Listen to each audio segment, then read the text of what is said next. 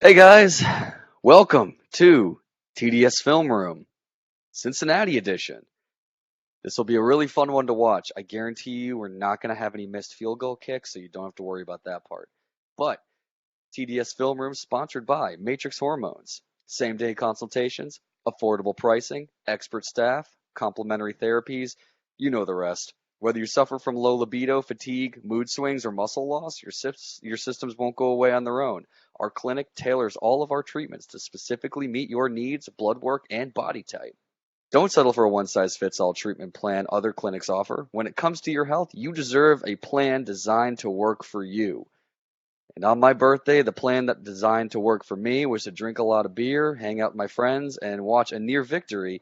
It didn't quite happen that way, but that's why we're here to talk to you about what happened against Cincinnati. Seth, that was a heartbreaker, wasn't it? Yeah, I was gonna say, but it was close. It was Yes. closer, I think, than a lot of people thought.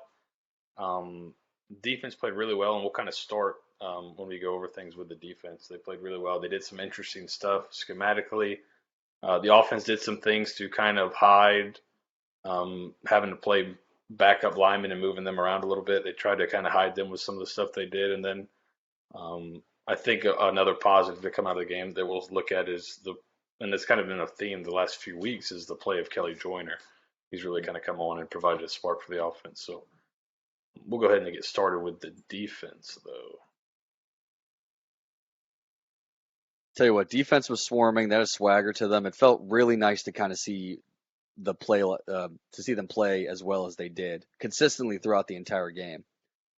Yeah, and I thought they had a really good plan, and they held Cincinnati down pretty well. Cincinnati likes to run the ball a ton, and they were ready for that. And they were mostly a zone team. They didn't do a lot of stuff that was real fancy. So I think it kind of let the coaches get creative and just be like, okay, these are kind of the base things we need to stop. And they did some creative stuff to kind of give false reads to the quarterback and some other things like that. So, and we'll take a look at some of those. And they had some cool blitzes and things like that too. But Mhm. so this is first and 10. Um, we'll kind of go out of sequence here. We're not going to go in chronological order. We'll look at the defense first, then we'll come back and look at the offense. And so we'll let it run, and then we'll take a look at it. So this is a first down and 10.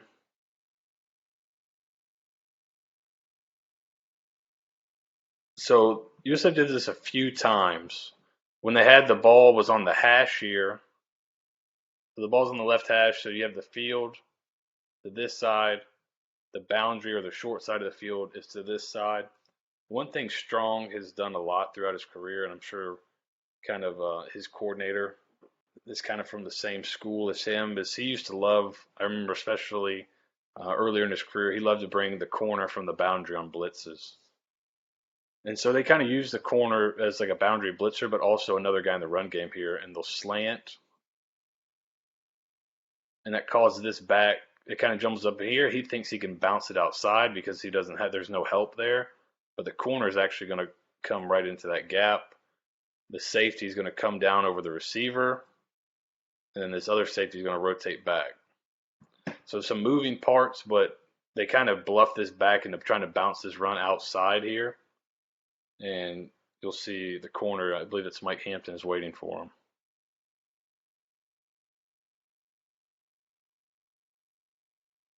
And that's a good tackle, even a shoestring. You slow him up enough Yes, to get to the guy. Last that year, is that is Warren. He is not a small dude.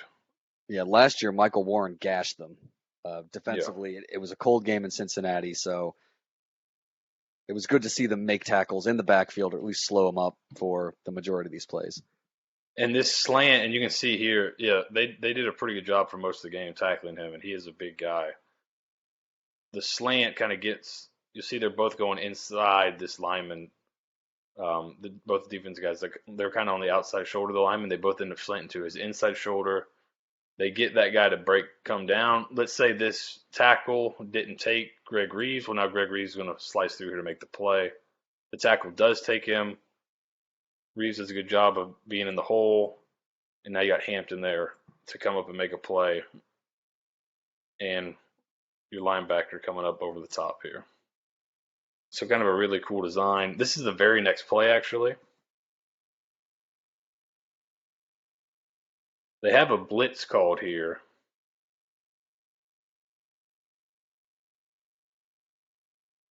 but they see the screen and are able to call it off. Let's let it run here. See the blitz is called. Linebacker finds it and is able to call it off. Then you have safety Nick Roberts come up and make the play at the end here. And Nick Roberts had a heck of a game. We've given him some flack on some shoestring or missed tackles, but he was all over the place, and that was a good catch there. I mean, pressure right in his face. I think he's a guy that's continued to get better throughout the year. So this was kind of the original design, I think, of the blitz. And here's Roberts here, who comes up and makes a play. He's good recognition by him. And we talked last week in the film room about guys, tackles missing in space and linemen missing in space on screen. Roberts does a good job of making this lineman that comes out to get him miss in space, and then he makes a tackle. So kind of a inversion of what happened last week. So right here, that's the blitz they have called. Your linebacker he sees the lineman go out here, and he recognizes this is screen. So look, his eyes get down the line. This lineman's coming for Roberts here. Roberts does a good job avoiding him. We don't get the tackle here, but we kind of force him inside, and then Nick Roberts has done a good job. You get a little piece of him with the linebacker there. Roberts comes up and makes a tackle for no gain or possibly a loss of a little bit on 2nd and 7. So this is good recognition by the linebacker. I believe that's Boyles, who sees the screen, gets out to it, kind of forces it back maybe a little further inside than they want to, and then Roberts comes in and cleans it up. So really good recognition and really good adjustment by Boyles and Roberts here. And those again are back-to-back plays. You can kind of see the defense is swarming. So this is in the second quarter here. This is again using the, I believe they want to run quarterback draw here. So they're hoping to kind of get a pretty good block here with this wing, have the back lead up into the alley. They're thinking, I got blocks here. Theoretically, I've got a hat for a hat here with what USF has in the box. But again, these guys do a pretty good job. It's Reeves and Hampton who are both into the boundary. Hampton going to fly up again. Here's the hash. You have the field here. Here's the boundary. We said before, Coach Strong likes to bring boundary pressure with the corner. You're going to have the safety roll over the top here. This safety roll back to the middle. And watch Greg Reeves does a really good job here. He's trying to get blocked, and then he just pins this blocker down inside and really kills the hole here. And Mike Hampton comes in and kind of cleans it up. So he's kind of squashes the hole down right there. And it was either a design quarterback draw or an RPO.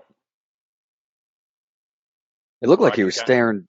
Sorry, it looked like he was staring down 8 right there. Sees Hampton coming. If you decide to throw that ball, he may see that and was thinking that, but then the safety's coming down over the top, so he kind of thinks better of it. It's hard to tell exactly. It may have been some kind of, it could have just been a run play called, and sometimes they'll tag, hey, if the corner blitzes, let that thing rip. Or it could have been design quarterback draw. It's hard to kind of tell exactly, but he is staring that guy down. Sometimes guys will do that with quarterback draw to kind of set it up. But he does look like he's coming here, and seeing Hampton blitz might trigger this throw for him. But the safety getting over the top of it kills that, and now he has to tuck in and become a runner. And Hampton does a good job on the running back, and then you got Boyles, and everybody starts swarming to the ball.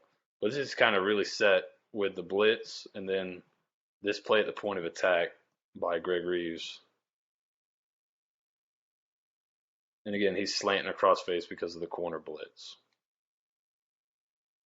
So here's a really cool design here. It's 3rd and 3. So you could run the ball theoretically here. They're going to bring I think 5 guys, maybe 6, and you're going to get. So they're going to end up bringing 5, and you're going to get 3 deep, 3 under but it's going to be interesting, kind of an interesting way to do it. So the corners are going to kind of go deep third. You're going to get a safety drop to deep third. This safety is going to blitz. I believe he's going to drop back, and you're basically going to, and then both backers are going to blitz. You're going to really kind of flood this guard to guard area with blitzers, and one of them pops free and makes a sack here. So here, let's draw that up a little bit better now. So he's going to drop. He's going to widen all the way out here. You're going to get him coming across. And the safety's coming in here as well. So you can see right here, the center goes to slide this way. So he's kind of taking the attention there. He's coming off the edge. He's taking the tackle's attention. The guard is going to kind of end up having 2 guys in his gap. He doesn't see it initially, so he starts to slide. You have one linebacker going to beat the center across his face and beat the running back. You have the other blitzer coming here, and you have another one, which is your safety, coming from all the way back here, adding into the pressure there late. Here's your defensive end is dropped back, and so you end up with 3 guys deep, and then you end up with 3 guys underneath here. And that's Greer, I believe, that gets through there, and he had a really good game the other night. Greer got the pressure quick. If 86 looked like with the linebacker going down in the boundary area, he's on like the 30. He had him, and he probably could have got a touchdown there. But, yeah, he could have fired that in. That's the kind of risk you just kind of let him. They probably want to play this a little bit harder here, kind of ride him for a little bit and then drop off a little bit later. But they did such a good job, like you said, getting there so quickly that he kind of didn't have a chance to look at it. So this is kind of one of those calculated risks you take on defense sometimes. It looks like especially when you're bringing a safety from deep, it looks like, oh, this is a really risky play, but you end up bringing only 5 guys, which is usually only kind of 1 extra than what is normal. You're still dropping 6 guys in coverage, which you can be all right with if you're going to rally and tackle. But this thing gets home so quickly. Really good design, really understanding kind of what the protection scheme is going to be. They're going to slide 2 this way, slide 3 that way.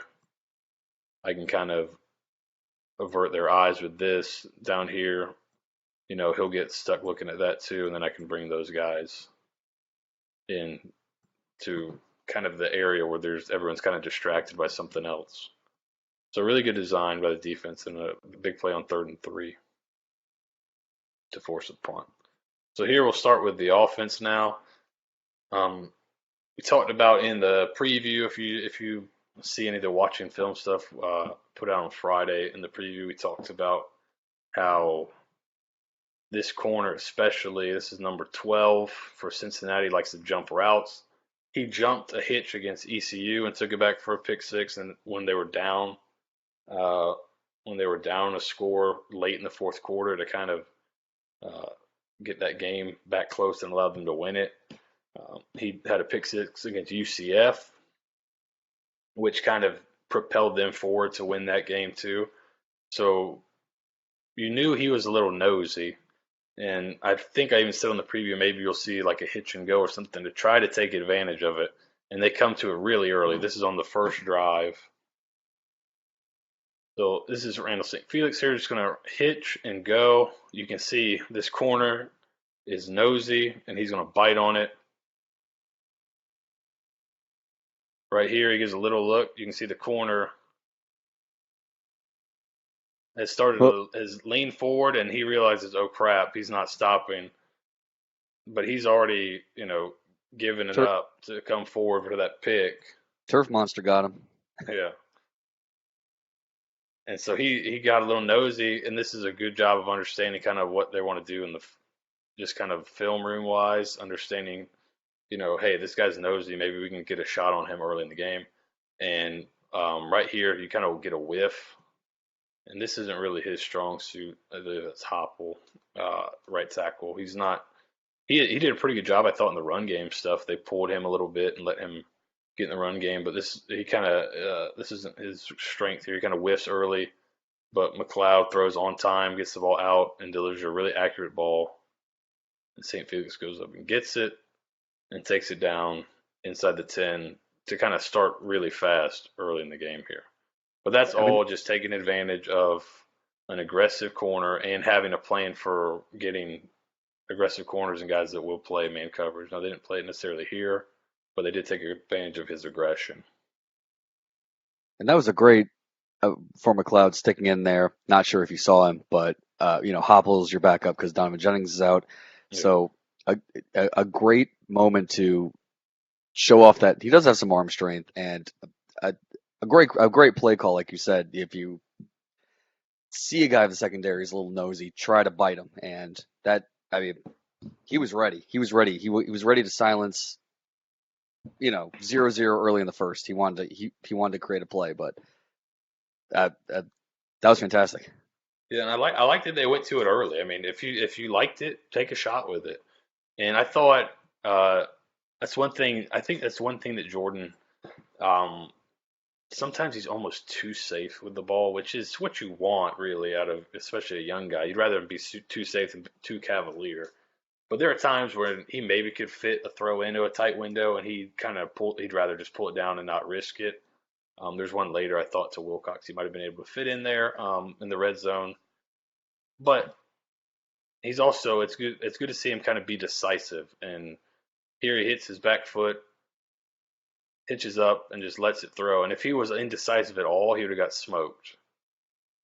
Now he still got smoked, but at least he completed a ball, and now you don't feel it as much when you get like a 40-yard gain. The hit doesn't quite hurt as bad. So Yeah, you so get then the up and you next run down to the next line of yeah. scrimmage. It's great. So the next play here, um, they kind of stayed in this three-man front. You're going to have, I believe, this is Wilcox come through and be almost like a lead blocker here.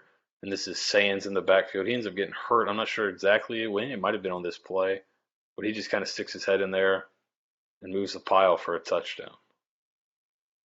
Oh, Lord. So this is something, when you start going fast and you can get them on your heels, then it's a really good block here by Mitch. This is something he's doing really well. That I mean, I believe Colin said he did a good job with it last year too. But you can kind of see the collision he has here with his linebacker, and he gets some movement. He pushes him into the end zone, and the back just falls right behind him for a touchdown.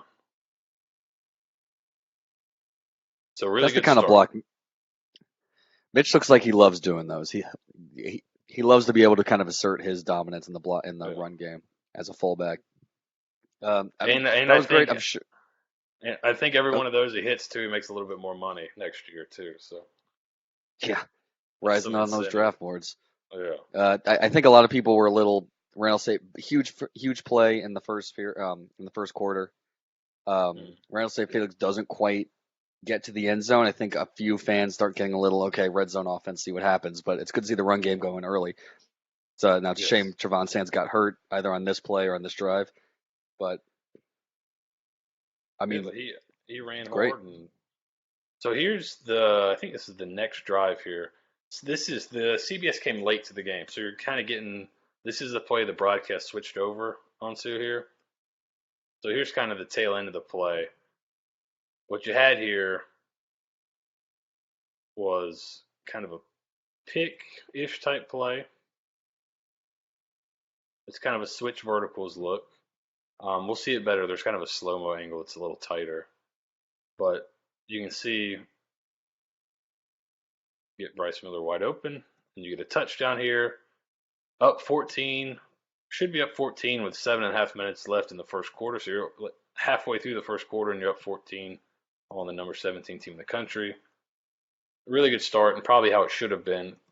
Often the pass interference get called.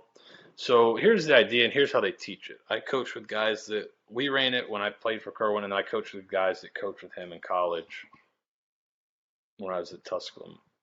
And they ran the same thing, and this is how they taught it. He's taught to run at his outside hip. Once I get close, he's not taught to initiate contact. And if you watch closely, he does not initiate contact. Once I get to his outside hip, get vertical. And then whatever the route is, I think he ends up kind of breaking it off to like a post. He's taught to release vertical, kind of run your feet, run your feet, run your feet. When you see this guy make the inside move, then you break out there. The idea is you are not making contact with it. This receiver is not making contact. He will not initiate contact. If he does, he's running incorrectly. You want to be about a yard outside his outside hip there. So what you're thinking is if I'm right here, if he tries to get over the top, well, I'm going vertical now, so he's going to run into me right there. If he tries to go underneath, well, now he's chasing and this guy's gone. So is it a pick? Yes, but it's a legal pick. Unfortunately, the defensive back here gets rewarded for playing the route poorly. So we're kind of watching fast motion. You see there, that's the broadcast stopping it. He's actually grabbing onto the receiver. So now if we watch it in slow motion here, you can see he's coming to his hip. Now he's starting to get vertical. He's actually got his eyes upfield. And he's just trying to do an arm over move, which is, I'm just trying to get this guy's hands off me, which is just hand fighting, which every receiver and every defensive back does on every route. The Cincinnati defensive back runs right into him and then holds him. But Arm extended too. Like generally, if you grab cloth or have your arm extended, they're going to call that. I don't really. I didn't understand what happened on the field. I didn't quite understand it here. Carl seems to say that it felt very obvious because there was a clunking of pads, but like you said, it feels like the defender initiated contact there. Yeah, it could. At full speed, you could see how this might be called, but if we're going to start calling pass interference when defenders initiate contact, you know, that's not. We're going to be calling a lot of offensive pass interference. And this is the same thing that happened in St. Felix. I don't know if St. Felix gets this because he's a big, good-looking, athlete. He's a big dude out there, and he kind of gets his call. But he is not. He did not initiate the contact, and he right here is starting to get vertical, and that's just hand fighting. It'd be one thing if he stopped right here, but you're rewarding this defensive back for playing the ball poorly. And then St. Felix is trying to run his route. Yeah. It's not his fault that the guy ran into him. So that's a poor call. And that's one, where you should be up 14-0. What ends up happening later on that drive is I think that was first down. Now it becomes 1st and 25. They end up having to kick a field goal. They miss it. So, so they don't get any points on that drive. So at halftime, instead of it being 10-0, probably should have been 17. And if this is the only play that changes in the game, it's not even adding on missed field goals that could have been made. If this is the only play that changes, they win the game. And the game is totally different because now Cincinnati, a run first team, maybe has to throw a little bit more in the second half, being down 17-0. So this was a big, big call, and this is not, to me, somebody that's coached and kind of, especially being on the offensive side of the ball, this is not an obvious call to me. So, but that's how it is. So, second quarter, 3rd and 6. So here's kind of an example of some of the stuff they did to help the quarterback and help with the protection. You got 3rd and 6. First of all, you got stacked alignments. You got 2 receivers here stacked on both sides. This is to, first of all, you get in this formation so you can see maybe this is a box I can run into, which it may have been a look they like to run into. But I can also get this guy a free release because he doesn't have anybody right on top of him. So I think Healy's going to end up running speed out. So you get him a free release into the speed out. So you don't have to worry about him getting jammed or anything like that. So you kind of stick him behind here, give him a free release. They're going to motion. And the motion will give the quarterback an indicator maybe of what kind of coverage is being played. If somebody travels all the way across the formation with him, maybe it's man. If they kind of bump this and are kind of rolling a guy down to it, maybe it's a different coverage. And then also, so to help the lineman out, We're going to make it easy. We're going to bring 2 extra blockers this side and roll to it. So we got our 2 seniors here. This is Cronkite and Wilcox. We'll rely on them, and we'll just kind of turn this back here. Roll the quarterback to it. So the idea here is to see the free release the receiver got. He released out. That's the number 1 receiver is released outside. So now the number 2 receiver is just released vertical. So now he doesn't have to worry about getting jammed or anything, and he's going to run a speed out at the sticks. So the idea is probably, hey, if you really like this, take a shot. Or you can throw the speed out here for a first down. This is one that was kind of nice to see McLeod take the shot. Maybe a little push. Maybe that's a little make-up no call right there for, but really good catch here. I believe this was Xavier Weaver, right? Yeah, that was true freshman Xavier Weaver with so he goes eye up. pointing of it. Yeah, so there's kind of a theme of a lot of young guys making plays. High point goes up, big third down conversion. So for everyone that says they don't throw the ball past the third down marker, well, here's one that's about 30 yards past. So, and then right there, here's kind of the outlet is getting this guy one-on-one with the safety to win on the speed out. That's kind of the, if that's what the outlet is, that's the outlet. But he goes up top, great play by the receiver, and a big play. It's another explosive play. So here's another kind of wrinkle they use in the passing game a little bit. It's 3rd and 1 here. They're going to run like darts. You got a double team here, tackles pulling. But you're also going to run some type of kind of an RPO out here. It might just be stick. Or it could be slot fade maybe with him run the fade. But he's going to run just a little hitch. So McLeod has the option to take it and throw it out there. I feel pretty confident. Throw it to Wilcox. You know he's going to make the catch if you put it near him. So the quarterback pulls it, makes the throw out there, but he could have handed it and not a bad job blocking. And you can kind of see Kronk right here. Looks like he made it. If he did have the ball, he's kind of still running like he does have the ball. Maybe there's a cutback and he kind of gets to it, just kind of carrying out his fake. But anytime I think you can throw the Wilcox the ball on a 3rd down, that's a good play because he's gonna catch it 9 times out of 10. Shoot, Kronk could have. Well, the defender there kind of saw that McLeod still had the ball, so he likely would have cut into Kronk, but he had some daylight too. Also, what's going on with these camera angles? I don't know. This switch in the middle of the game, I guess. They for one drive they pulled this camera angle out. I didn't have anybody special at the stadium or anything. So here now we're back to the other one. So here's one that I think is kind of the next 2 are throws I thought maybe could have been made, and that I think McLeod can make. So here, this is a 3rd down here. I believe they have to kick the field goal here. I believe this one is where they have to end up kicking a field goal. They're basically going to run Y corner or snag. We've kind of called a few different things. This guy's going to motion and be the flat guy. Then everybody else is going to stay in the pass protect. So there's extra pass protectors, right? So we're keeping 7 in the protection. It's only a 3-man route. So there's another example of them kind of trying to protect. And this is after a drive that started. I think this one started on like their own 4 or something, right? 83-yard drive. Right? Yeah. So this drive started in back to just about in their end zone. So with the motion, you're going to kind of get an indicator what the coverage is. You see, he's coming all the way across the formation. He's following him all the way across. So that's some type of man coverage. So what a great routing as man coverage is a corner route.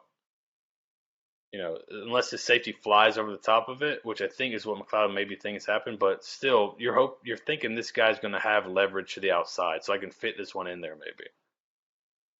So McLeod comes off it. You also have the snag coming here. He comes off the corner route and takes the hit or takes the flare here or the wide. But if he's stuck on this corner route, I believe that's Bryce Miller, ends up winning, and there's room to throw this ball in there. So this is one where if he kind of would have stayed on that corner route just a hair longer, especially if he knows it's man coverage, that's a winner. Now he also might be thinking, all right, I'm going to make this corner. This corner's going to have to run through a lot of trash to make this play, which isn't a bad thought either.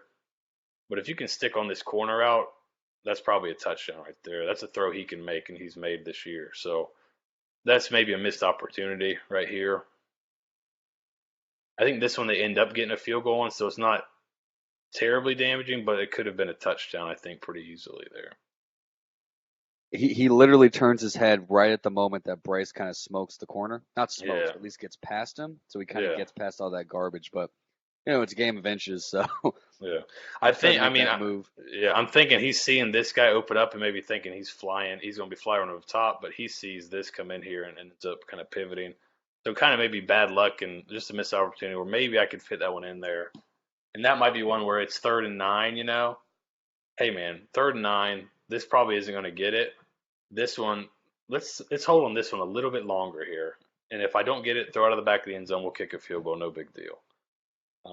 But this is also not a bad idea. He may think there's a lot of traffic, this guy, or at worst, I get it to him. Maybe he makes a miss and we get the first down. So not terrible, but maybe a little bit late even on this throw. But kind of a missed opportunity, I think.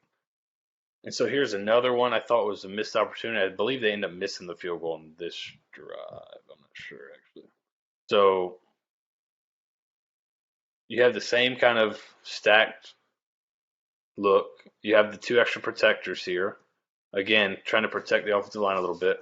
We're going to get smashed. He's going to run like a wide out. He's got a free release now to run a corner out again. So you just high low this guy. If he takes that, you're hoping my guy wins on the corner route. So right here, the corner takes it. You see he's got outside leverage. You kind of want to throw this thing. Now maybe he's taking too long. If I can throw that and kind of bend him here, the ball is maybe already out. But this is another one where if I get a little bit more time here, or if I hold the corner out a little bit longer, another one where I can fit this thing in here, let him run to it, and maybe he scores a touchdown again. There's space here, right? There's kind of space. There's a sliver. There's kind of from here out is all space that he has because he's one leverage. So he owns all that space right now. So if I can maybe let one rip out there to him instead of kind of having to, and he kind of has to throw, he kind of just misses. But this is a throw that I think if he can make, if he kind of will just, maybe have a chance to set his feet and throw it, this is just another missed opportunity to where, if I can put this ball on him, which is a throw I think we've probably seen him make this year, that's probably a touchdown right there too. So that's another kind of missed opportunity. And then you get a really good kick at the end here by the security guy.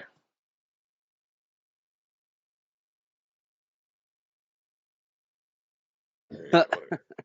What a great job. Security guys doing what they can. That's right. So here's kind of the last pass, and we'll get a little run game stuff really quickly. Here's a touchdown. So it's basically going to be a tight end throwback. So they're going to come this kind of inside and hoping to kind of sneak Mitch out the back door. And they do. And this is like a tough throw kind of coming back across here. He does a really good job just getting it on him. And then Mitch just basically posts this guy up and bodies him out of the ball. He has no chance.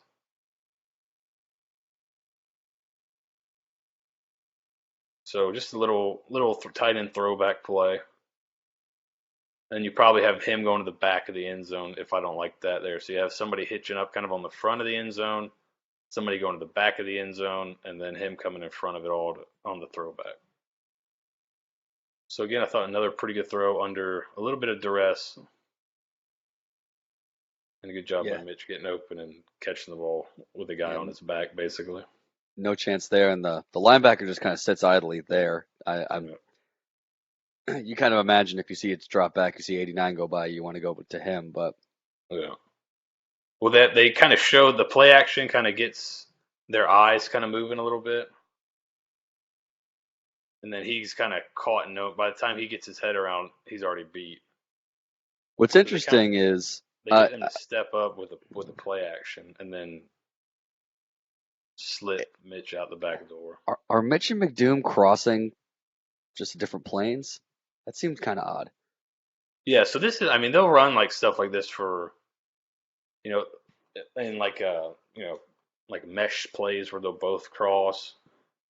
But he's going to kind of, I think the idea is if he's going to cross here, and let's say this linebacker flies with them. Well, now then he's going to hitch up on the front of the goal line. Let's say Oh, this guy okay. jumps on his back, then you're going to have St. Felix run into the back of the end zone. So it's like almost like three levels. But really, this is more like trying to widen him with Wilcox coming back. And a lot of times, if you think it's man coverage, this guy will pop open like he did, especially with the play action. He'll kind of pop open on the backside of it. If they pass it off, you have a guy sitting over the ball, and then if they are not playing man, maybe like I said, there's a safety here and he jumps up on top of it, then you got this third level guy at the back of the end zone. So it's kind of like a level at the front, and then kind of trying to horizontally stretch them, and then on the back there's like a vertical stretch. So it's kind of a mixed concept there. But yeah, you're kind of hoping that McDoom is almost like a pick, like a natural. You just hope guys, the area guys teach their receivers to be so close they can like high five on the way by, and they'll Uh, practice it. And like you'll see, I think in the old games, you'll see those guys run by each other and high five as they go by. And some people teach it like that and make them do it in game. But it just kind of creates natural uh, picks and that's natural confusion in the defense. that's brilliant because I felt like as McDoom is supposed to keep going, but if Mitch takes another defender with him, that opens him up for that, and it's the same Right. essential. That's great.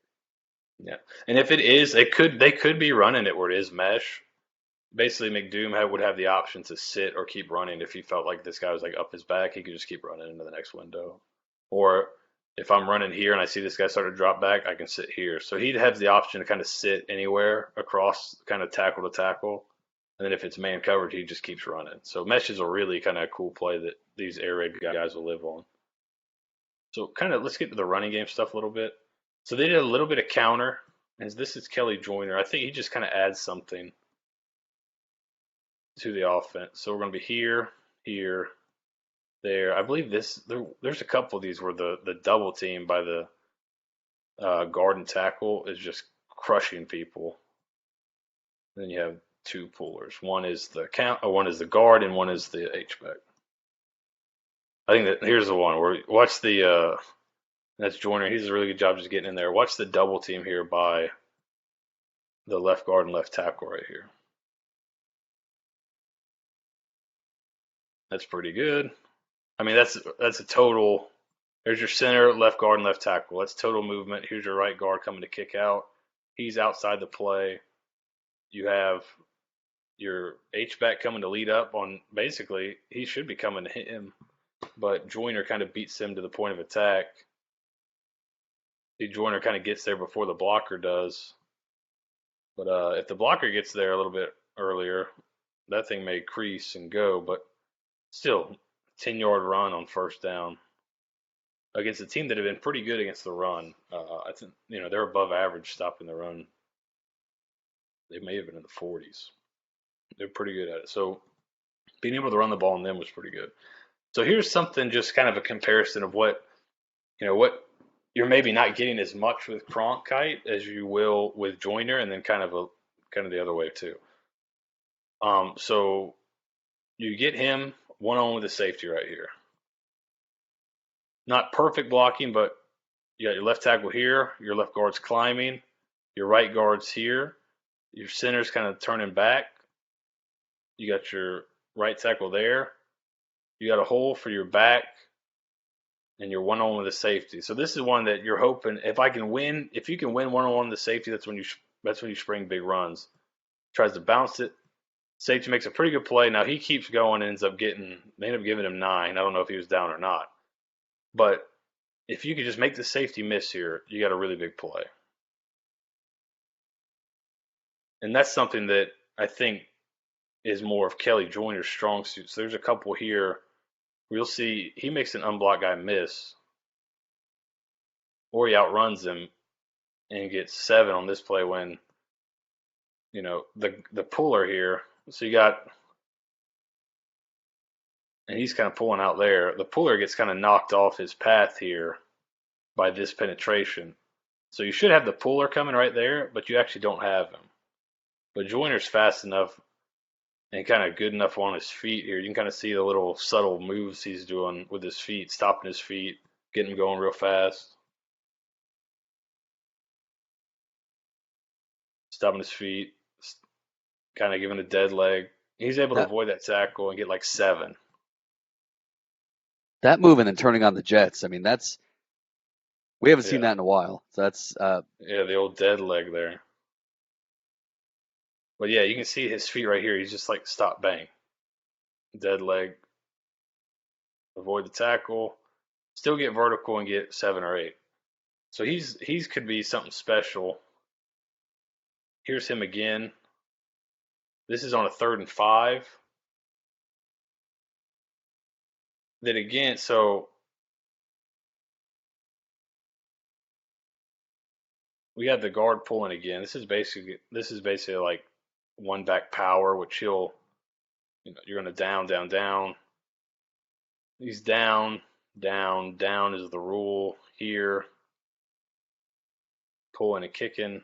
I don't know if they have him gap seal hinging in here or staying on the end out there. But your guard basically you get some run through for whatever reason. So your guard ends up getting eaten up by the run through.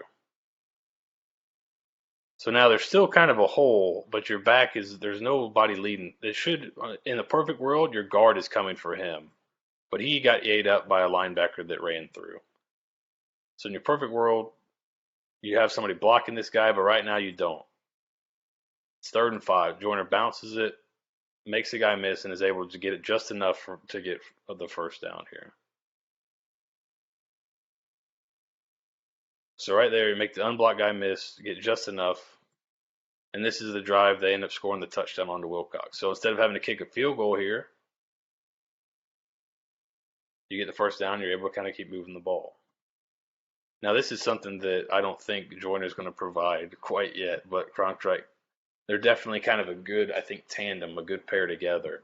And you'll probably see more of them going forward the last 2 games. There's nothing finesse about that. He just gets downhill, 2nd and 3.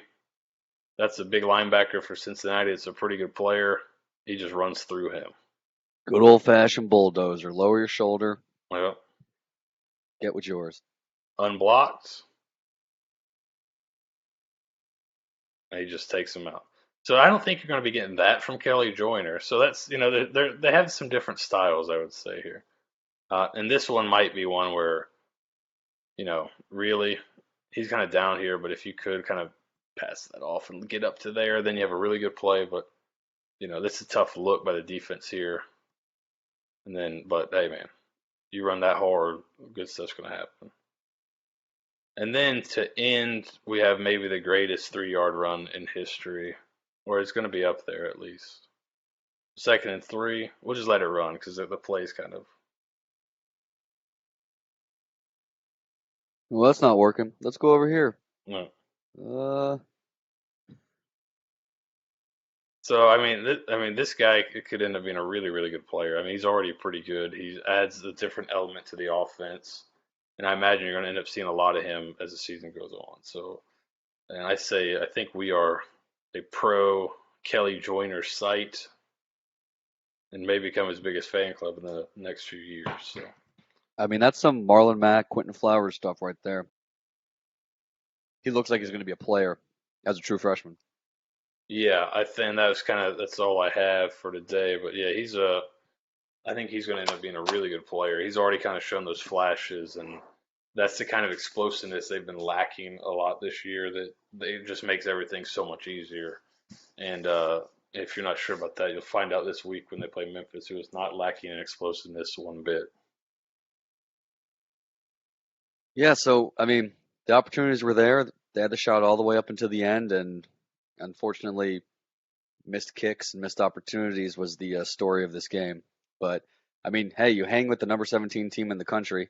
Cincinnati team has only lost to Ohio State. One thing you can say is these players are not quitting. No, I think though it's good, but it's also bad because you didn't win the games. But really, you probably should have won. Statistically, you should have won the last 2 games, and probably should be bowl eligible. And this is to start off your toughest 4 game stretch of the year. Um, the Temple game, we talked about it last week. There were some opportunities there, and they just dominated the game statistically for the most part. And this week was another one, I believe.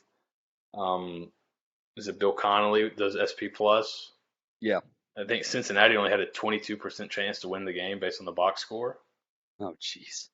And that just one of those games they won. So kind of by every statistic, USF should have won the game. I thought they played well enough on offense. They played well enough on defense. Special teams is where not even just the missed kicks, but some of the Cincinnati was able to down some punts inside the 5, and then they had a long kick return when they needed some momentum, and so it was more of just kind of you weren't able to put it all together. But this is probably a game you should have won, and the Temple game, I think, feeling like going back and watching, that might have been a game you should have won too if a couple of things go differently.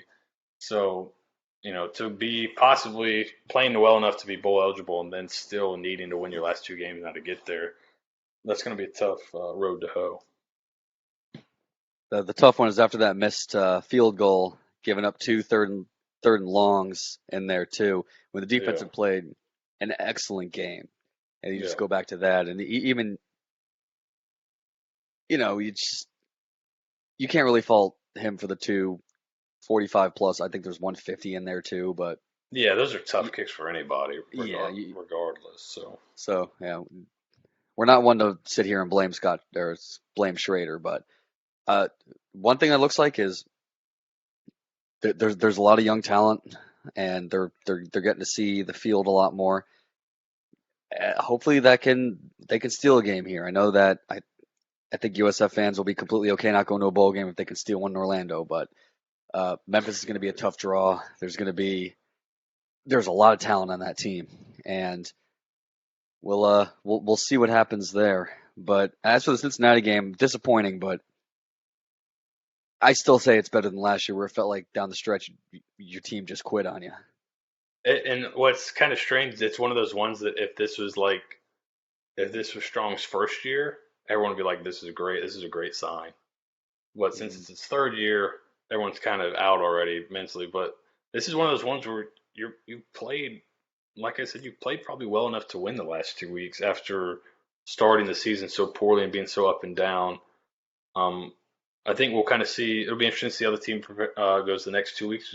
This is probably the toughest 2 game stretch of the season. Wisconsin, I still think, is the best team they're going to end up playing all year, but these 2 teams back to back is it's going to be tougher than Wisconsin and Georgia Tech back to back, and probably any other stretch you've had. So that'll be interesting to see how they handle it with being so close to the last 2 games, and now really backs up against the wall, have to win to get a bowl eligible. Yeah, I think they would all really love to have those extra 2 weeks of practice too, which is really the good cherry on top of the pie there. Outside of the bowl game, it's just getting all that extra practice, especially with the young quarterback. And how many young guys they are playing on both sides of the bowl. I mean, Boyles and Greer are sophomores, I think, right? And then you got those freshman skill guys, and then I think Felix is like a veteran, but he's really like a sophomore, right? So. And McLeod's a redshirt freshman. So, yeah, any extra practice time is going to help those guys, for the next season and going into spring. So, really kind of crucial last 2 games here. And then, like you said, winning one of them would be, I think, encouraging. But getting to a bowl would feel like a big win, I think, at this point of the year. Oh, absolutely. Well, I think that wraps it up for TDS Film Room's Cincinnati edition. So, again, pound that subscribe button if you haven't already. Tell your friends. Seth does a lot of work, and I think we've done a lot of good content the past few weeks talking about the game that was and being able to sit down and analyze. And again, this has been very interesting seeing a brand new offense with what Kerwin Bell has brought and seeing them progress throughout the year, try to make changes, try to do different things with personnel. But I know it's not in the win column, but this is still a work in progress. So we'll see what happens at Memphis this week. We'll see what happens at UCF next Friday. And again, this is TDS Film Room presented by Matrix Hormones. So this is Vito and Seth signing off. Go Bulls. Go Bulls.